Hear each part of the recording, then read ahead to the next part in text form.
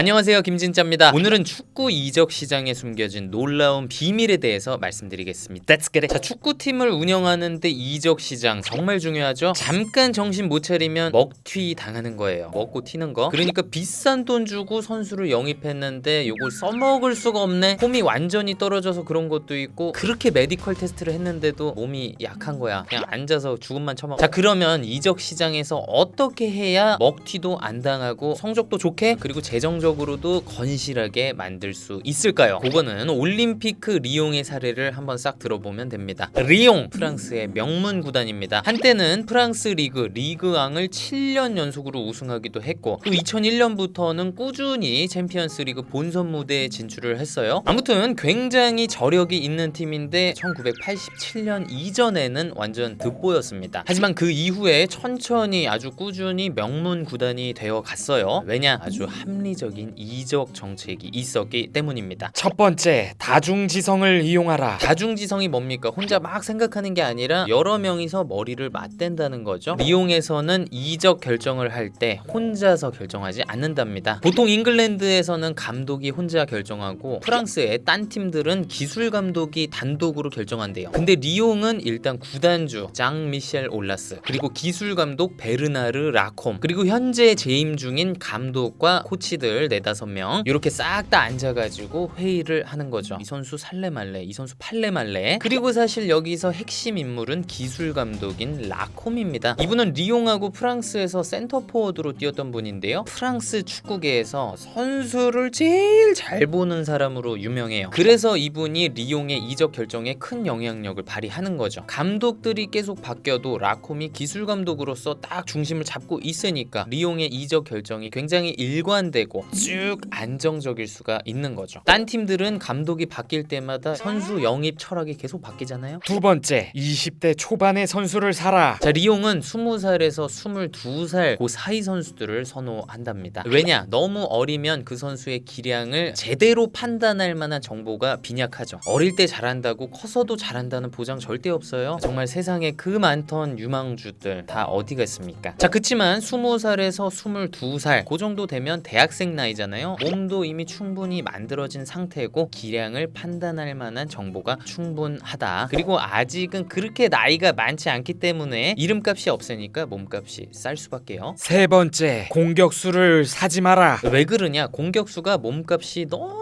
부풀려진 포지션이기 때문이에요. 반대로 골키퍼는 엄청 싸죠. 케파는 왜 비싸죠? 자, 아무튼 리옹은 공격수가 너무 비싸니까 아예 자기들이 키워버립니다. 지울리, 라카제트, 벤제마 잘 키워가지고 또 엄청 비싸게 파는 거지. 벤제마가 리옹에서 레알 마드리드로 갈 때 이적료가 467억 원이었어요. 선수 하나 잘 키우면 강남에 빌딩 하나 살 수 있는 거야. 건물주 하고 싶다. 네 번째, 브라질 선수를 사라. 축구하면 브라질이죠. 리옹은 브라질 선수들을 참 좋아합니다. 에드미우손, 프레드, 주닝요 수없이 많죠. 리옹이 이렇게 양질의 브라질 선수들을 잘 영입하는 이유가 있더라고요. 리옹에서 뛰었던 전 주장 마르셀로 선수를 아예 브라질 독점 에이전트로 임명을 했어요. 여기서 좋은 선수들 계속 찾아봐. 제가 예전에 리프트 아웃이라고 말씀드렸죠. 미국 금융권에서 나온 말인데, 이직을 할 때 한 사람만 이직하는 게 아니고 그 팀 자체 같이 일하던 여러 명이 같이 이직하는 거. 그러니까 리옹에 브라질 선수들이 많이 가는 것도 리프트 아웃으로 볼 수 있겠죠. 거기서 훨씬 빨리 적응을 한다. 시너지가 난다. 여러분, 축구라는 게 모든 선수들이 독립적으로 플레이하는 게 아니잖아요. 내 주변에 서 있는 선수들의 영향을 굉장히 많이 받는 스포츠예요. 그렇기 때문에 이 리프트 아웃 아주 중요하다. 자, 하지만 브라질 선수라고 항상 좋은 건 아닙니다. 그거는 조금 이따 얘기할게요. 다섯 번째, 외국인 선수들의 적응을 도와라. 자, 여러분 상상을 해보세요. 여러분들이 한국인인데 프리미어리그에 갔어. 가족들이랑 다 같이. 그러면 일단 언어 문제 있죠. 영어 배워야 되잖아. 운전면허증은 어떻게 하는 거야? 인터넷 설치, 수도요금 이런 거 어떻게 내는 거야? 문제가 엄청 많죠. 그런 것들을 구단 차원에서 도와주면 정말 좋겠죠. 그런 걸 재배치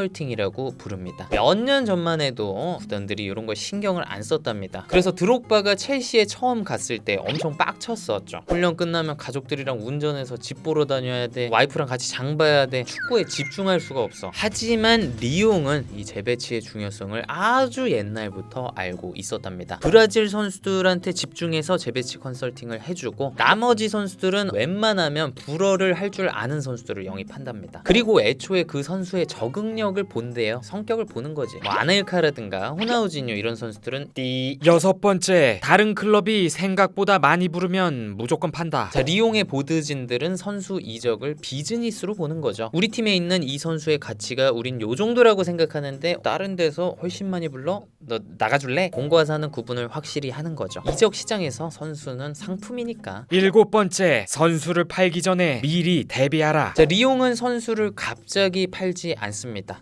요 친구 요즘 너무 잘해. 조만간 B클럽으로 이적할 것 같은데 하면 동일한 포지션에 다른 선수들을 미리 준비하는 거예요. 유스 선수들을 키우든 아니면 싼 값에 대체 자원을 영입하든 그 작업을 6개월에서 1년 정도 앞서서 한다고 합니다. 그래서 애쉬양이 리옹에서 첼시로 이적했을 때 이미 애쉬양의 빈자리를 대신할 선수들이 한 3-4명 있었대요. 이렇게 미리 대비를 해줘야지 오버페이를 안 할 수 있겠죠. 아무 준비도 없이 갑자기 팔아버렸어. 우리 당장 게임 뛸 선수 필요한데 아이씨 그냥 주세요.